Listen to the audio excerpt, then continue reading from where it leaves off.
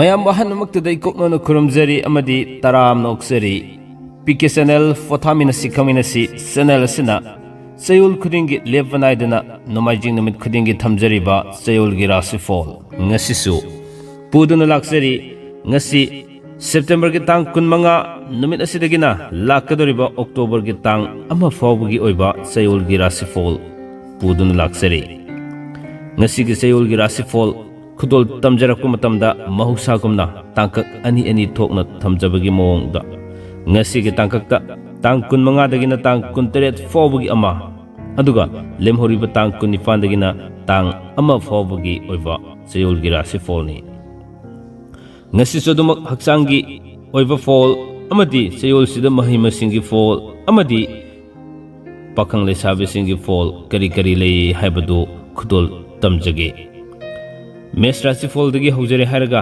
aroibida min rasifol kudol tamjaraga loisin jagadabani asumna channel sina tamjariba sayol gi rasifol singda isa gi rasifol khak natana rasifol tarani thoisimak mapung phana tabinabagi damakta haiduna su miyamda noluna thamjari aduga ikui kuidina ekoina khangjinbada kanaragadaba topic khara adumak miyamda kudol tamjarak lage ngasigi thamjariba chayolgi rasifol asi thamjajingi mangoinana Fido Life na piba Fido Life ki stem cell sina piriba kanaba singi matangda masina phangakwa kanabado ngasisu adumak tentakna kudol tamjage madugi matung tarakpada adumak ngasi thamjariba chayolgi rasifol asi miyamda kudol tamjage miyeng taminasi Kepulauan Masyarakat ini menyumbang Drakom Project Cina. Drakom Project Cina ko. Isa na kari-kari ito biramba. Mana hat में meeting doctor ना गुली वंते बिजर हो गई TV गुली लेसले तना ले यानी गुली बिजर हो गई हाथ ताया को हाथ किनी और ये शिलोंग ने चल रहे टेस्ट हो गया बता रहे दो सांगन के Aduh. Itu cang. डॉक्टर इसे जान रहे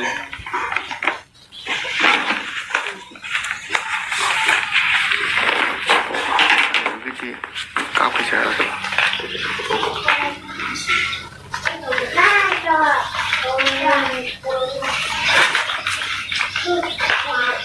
Kita biji isa juga dia orang ba laki deh. अरे हाँ ना हिदाक साथ में यदि परवार में हिदाक के साथ में kan नंगाए Jadi kita cabai itu.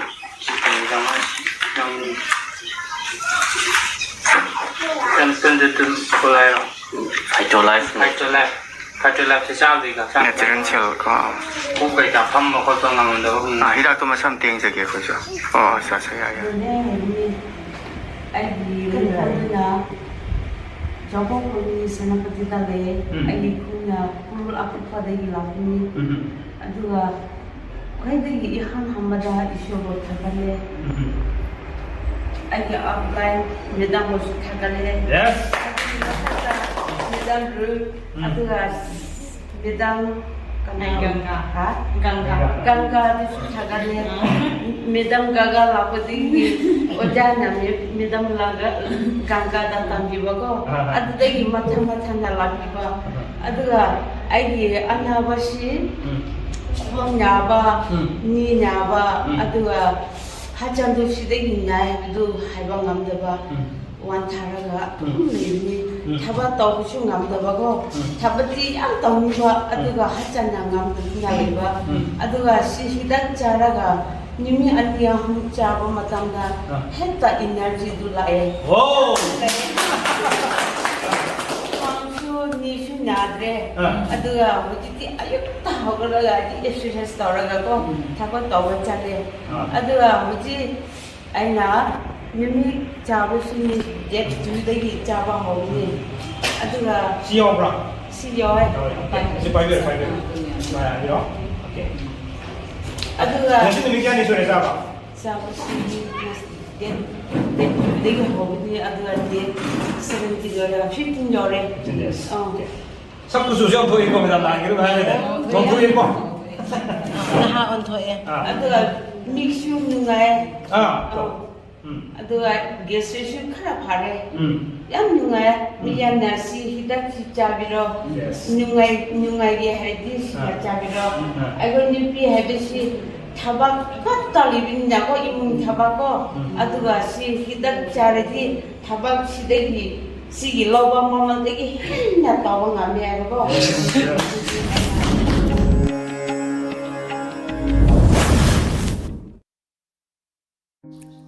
ngasi sayol gi rasifol da ahan bada khudol tamjage mes rasifol gi ahan batangkakta tangkun manga dagina tangkun teret fawgi manungda wakal matha sagani mathau su chingani sel makhong pangani arembada matam mangani karbar kanabu watli aduga ani suba tangkaki lemhori batang kunipan dagina tang ama fawgi manungda fam hongdo hongjin tawgani lamda satli pung isay tawba laitin gi thabakta nungaiba fangani haksangi oinadi kaide mahigi oinadi mayai oi aduga pakhang lesabisingi oinadi haina singnagani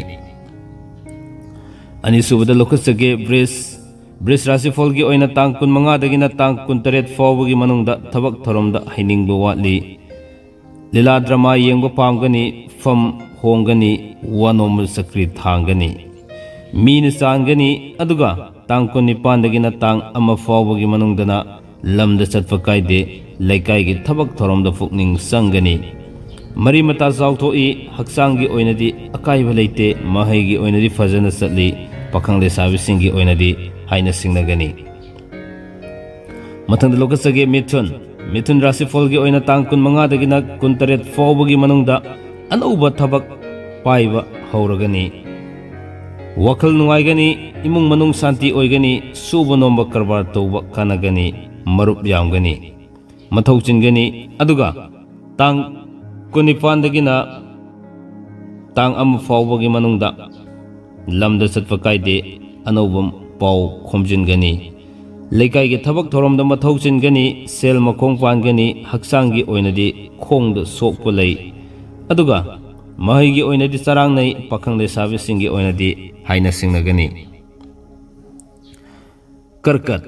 karkat rasi folgi oina tang kun manga dagina tang kun teret fawgi manungda lam tu yeng buchatkani anoba paw tagani panduna lerak sel fangani mari saugani aduga tang kunipan dagina tang ama fawgi manungda lamda satfa kaide lottery yawba kaide imung manung semjin sajali karbar saukali haksangi oinadi nakong nungairoi aduga pakhang le sabisingi oinadi muknagani mathangda lokusage singha rasi folgi oina tang kun manga dagina kun taret fawbagi manung sida anoba paw khradi tagani I paw khomjin ba ngamgani tabak makha sathagani karbar di ningba kitang thungloi aduga pungi sei tawbadi kayamna kanagani wanomba mai fakani tang ko nipan dagina tang ama fawbagi manungdana lamda chatli fam hongi anoba mari mata fangani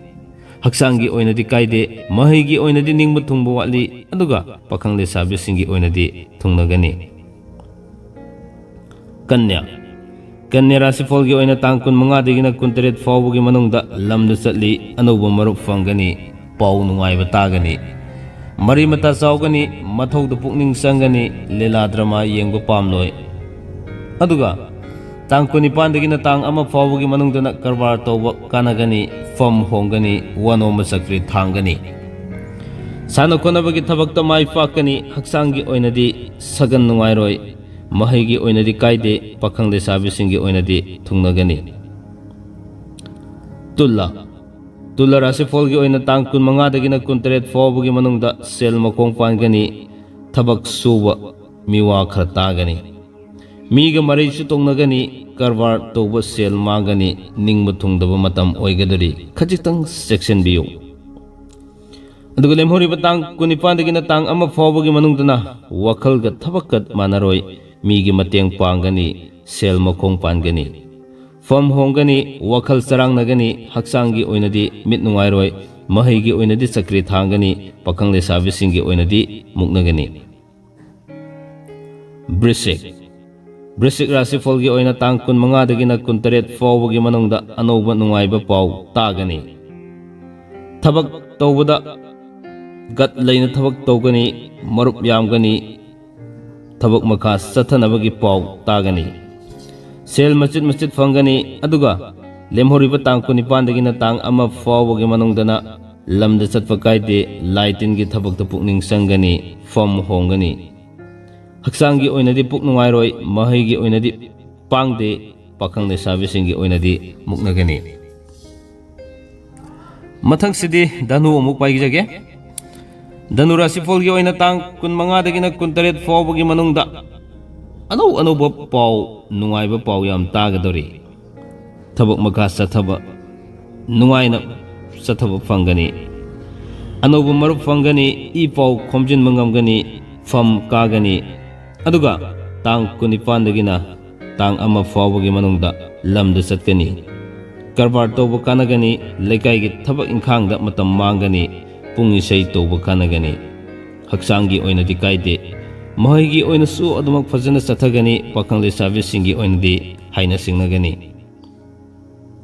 Makar Rasifol gi oina tang kun manga dagina kun taret fawbagi manungda mathau yamna singani wakhal yamgani suba nomba kangani fam hongani wanombadi sakri khra thangani lamda zatpa pangde aduga tang kunipan dagina tang ama fawbagi manungda anoba marup fangani sana khonabagi thabakta mingchat fangani mathau da pukning sangani.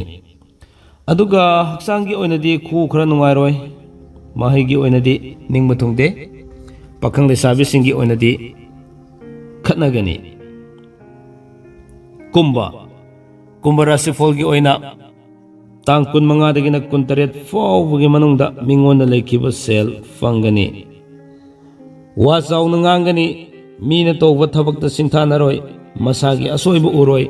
Aduga tang kunipan dagina tang ama fawbagi manungdana sel makhong pangani mathau singani thokdok yamgani. Karbar tawba sel mangani. Haksangi oinadi khwang nungairoi mahaigi oinadi ningba thungde aduga pakhang lesabisingi oinadi muknagani. Asumna aroibada amuk thamjage minna Rasifol gi oina tang kun manga dagina tang kun taret fawbagi manungda anoba marup fangani wakhal nungaigani mathau chingani deva karamagi pukningda thawai changani pukning changani mari mata thunglagani. Aduga tang kunipan dagina tang ama fawbagi manungda miga muknagani marupna yeknaba oigani. Sel makhong pangani wakhalga ningmaga manaroi haksangi oinadi mit nungairoi. Aduga mahaigi oinadi kaide pakhang lesabisingi oinadi khatnagani. Asumna ngasigi thamjariba chayolgi Rasifol ase matang aswaida tension jage. Miyamna loiba fawba tabiba amadi miyeng tabiba loina isa gi apamba comment phongdokpirakpagidamakta channel asigi makhedigi ngangkhoi leitana thagatsaba phongdoksari. Lepanaidana chathajariba amadi khudol tamjariba chayolgi Rasifol asikhak natana atop topic kaya su miyamda suksoi soidana khudol tamjaraklagani. Ngasigidamaktadi kainana miya thengnijage pinabirasi kangleipakna yaifare.